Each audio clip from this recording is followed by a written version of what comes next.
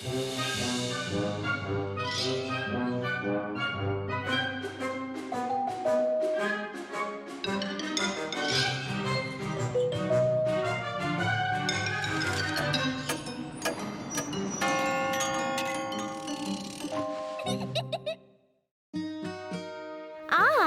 मैं आपको सुनाऊंगी एक बहुत ही डरावनी कहानी, जिसे सुनने के बाद आप सो ही नहीं पाएंगे, ना ही दिन में और ना ही रात को, और सुबह सुबह भी नहीं गर्मा गर्म नाश्ता करने के बाद भी आप सो नहीं पाएंगे।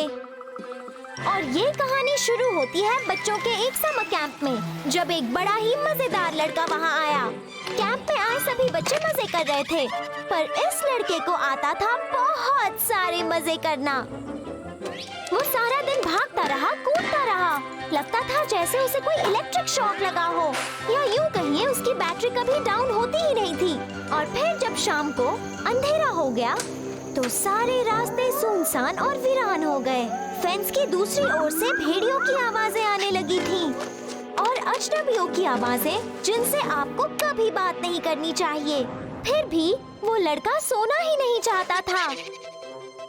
उसकी बैटरी डाउन ही नहीं हो रही थी, इसलिए उसने वक्त बिताने के लिए भयानक डरावनी कहानियाँ सुनाने का फैसला किया। कहानियाँ एक काले काले हाथ और एक सफेद सफेद भूत की, कालकोठरी के एक दरवाजे की, व्हील्स पर चलते कॉफिन की, बालों से भरे शैतानों की।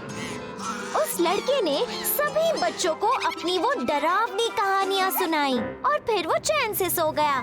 और सोते ही वो सपने में खो गया। अचानक ही उसने सपने में देखा एक काला काला हाथ। वो डरकर जाग उठा और आसपास देखने लगा, और उसने देखा कि सच में पेड़ के नीचे से निकल रहा था एक असली काला हाथ। उसके नाखून लंबे, गंदे और टेढ़े मेढ़े थे। छी, गंदा! वो लड़का वहाँ से उठा और उससे दूर भागा, पर उसे ठोकर लगी और वो गिर गया, क्योंकि दूसरे बेड के नीचे से निकला हुआ था एक काला पैर। लड़का खड़ा हो गया और उसके ठीक सामने था एक भूत जिसने चश्मा पहना हुआ था। वो पूरी तरह से सफेद था और बहुत ही डरावना भी। अब वो क्या करे? वो एक बेड से दूसरे पर कूदता हुआ दरवाजे तक गया, फिर दरवाजा खोलकर वो चीखता हुआ बाहर निकल गया, उन बॉडी पार्ट से दूर। उसने सोचा बेहतर होगा भेड़ियों का सामना करना या फिर उन अजनबियों का जिनसे आपको कभी बात नहीं करनी चाहिए। वो चीखता हुआ रास्ते पर भागा जा रहा था कि तभी व्हील्स पर चलने वाले कॉफिन की हेडलाइट्स उस पर पड़ी। उसने एक गली की तरफ भागना शुरू किया, पर वो हेडलाइट्स उसका पीछा करने लगी। वो लड़का बहुत ही डर गया। वो चीखते हुए बस भागा जा रहा था।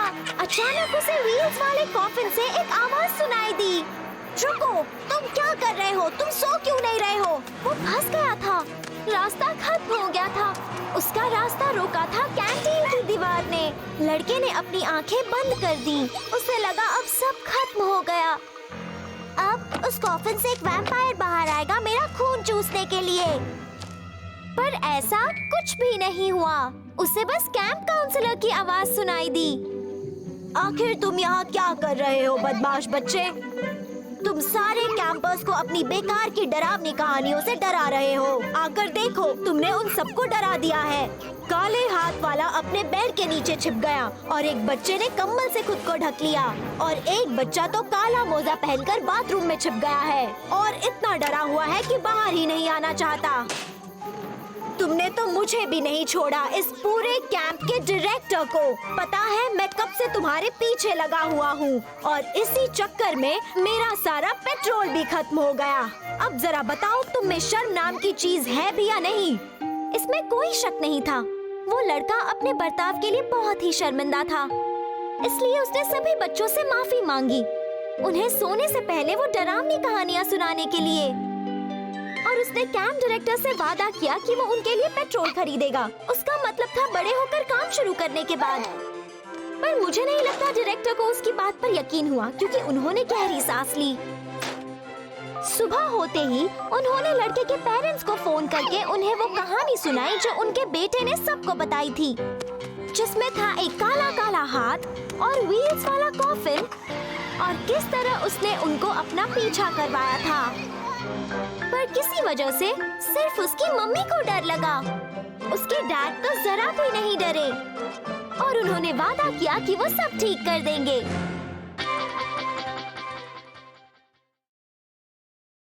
हमें लगता है कि हम सब कुछ जानते हैं, जैसे कि गंदे डरावने मॉन्स्टर्स या डरावने सपने। हाँ, हमें बहुत डर लगता है, पर कभी किसी ने उन्हें असल जिंदगी में देखा नहीं होता है। पर एक लड़का उनसे मिला था। मैं बताती हूँ ये कैसे हुआ था। एक वक्त की बात है, एक जगह थी जिसे सब छोड़कर चले गए थे। वो थी एक ट्रैक्टर फैक्ट्री। अब हुआ यूँ था कि उस लड़के ने अपने टॉय ट्रैक्टर का स्कूप खो दिया था और उसे यकीन था कि उसे दूसरा स्कूप उस फैक्ट्री में मिल जाएगा। और एक दिन दोपहर के वक्त घर के बड़ों की नजर से बचते हुए वो वहाँ पर चला गया। लड़के ने फैक्ट्री की दीवार पार की और उसने देखा अपने सामने फैली हुई एक लंबी बिल्डिंग। हर तरफ टूटे हुए खंबे पड़े हुए थे और सारी खिड़कियां टूटी हुई थी। सभी लाइट्स बंद थी और टूटे हुए टावर की एक छोटी खिड़की में एक छोटी लाइट चल रही थी। वो लड़का उस टावर पर चढ़ने लगा और वहाँ उस कमरे में आईने के सामने वाली टेबल पर एक बड़ा ही बदसूरत मॉन्स्टर आराम से बैठा हुआ था। उसके पूरे शरीर पर बाल थे। उसने आईने में खुद को देखा और फिर होठों पर लिपस्टिक लगाई एक पेंटिंग रोलर से। उसके लिए बस एक ही शब्द याद आता है, भयानक। लड़के को डर के मारे हिचकी आ गई और सन्नाटे में उसकी आवाज इतनी तेज आई कि वो मॉन्स्टर डर गया और वो रोलर उसके मुंह में जा गिरा। डर के मारे वो लड़का भागा। सीढ़ियों पर उसका पैर फिसला और वो गिर पड़ा और उसे समझ में नहीं आया कि वो कैसे आ पहुंचा था एक गीली गंदी अंडरग्राउंड गुफा में। उसने आसपास देखा, अरे बाप रे बाप! वो बैठे हुए थे एक दूसरे के सामने कुछ बक्सों पर, दो मॉन्स्टर्स, और उनके पास खड़ा था एक बड़ी बड़ी मूंछों वाला आदमी। वहाँ पर केबल लपेटने वाली एक लकड़ी की रील पड़ी थी और वो उसे पटके जा रहे थे जोर जोर से। और अचानक वो मॉन्स्टर जिस पर बहुत सारे स्केल्स थे और जिसका सिर एक पाइक जैसा था और पूंछ एक सांप जैसी, उसने जोर से रील को पटका और कहा, मैं जीता। और वहाँ बैठा हुआ दूसरा मॉन्स्टर जिसने अपनी सूंड को कंधे पर डाला हुआ था, हंसने लगा इतनी बुरी तरह से कि उसे सुनकर लड़के के रोंगटे खड़े हो गए, जैसे कि उस पर कीड़े रेंग रहे हों। फिर दोनों मॉन्स्टर्स ने मूंछों वाले आदमी को उठाया और उसे सिर पर मारने लगे। वो लड़का जो बुरी तरह से डर गया था, किसी तरह उस अंडरग्राउंड गुफा से बाहर निकला और उसने खुद को एक वर्कशॉप में पाया। हर तरफ सन्नाटा था और अंधेरा हो रहा था, पर दूर कहीं पर कुछ लीक हो रहा था, टप टप टप करते हुए। और फिर उसने देखा वर्कशॉप के बीचों बीच था एक सिंहासन जिस पर लगी थी खोपड़ी और हड्डियां, और उस पर बैठा था एक राजा जो खुद एक शेल में था और उसके हाथ में थी एक लेजर सॉर्ड। उसकी नजर उस लड़के पर पड़ी और उसका रंग गुस्से से और भी हरा हो गया। फिर अचानक ही लाइट्स ऑन हो गई और किसी की पतली सी आवाज सुनाई दी, रुको रुको रुको, ये अजीब सा बच्चा हमारे कैमरा के सामने कैसे आ गया? मिस असिस्टेंट, मैं तुमसे पूछ रहा हूँ, मैं ऐसे माहौल में शूटिंग नहीं कर सकता, मुझे ब्रेक चाहिए। कहीं ऊपर से एक कैमरा प्लेटफॉर्म पर लगाया हुआ कैमरा नीचे लाया गया और तब सिंहासन पर बैठे हुए राजा ने अपनी लेजर सॉर्ड को एक तरफ फेंका और गुस्से से कहा, फिर से एक ब्रेक, अब तक 150 टेक्स हो चुके हैं। असल में वहाँ पर एक फिल्म की शूटिंग चल रही थी और लड़के को इसका एहसास तब हुआ जब मूंछों वाला आदमी उसे बाहर छोड़ गया। वो सारे मॉन्स्टर्स तो एक्टर्स थे, वो असली नहीं थे और वो तो बस एक्टिंग कर रहे थे। बच्चों की तरह उनसे क्यों डरूं? तो मेरे दोस्तों, किताबों और फिल्मों के सभी मॉन्स्टर्स सब के सब नकली होते हैं। बस एक कहानी, किसी के दिमाग में आया हुआ एक ख्याल। और अगर आपको एक असली मॉन्स्टर देखना हो तो एक मक्खी को देखिए एक मैग्नीफाइंग ग्लास से।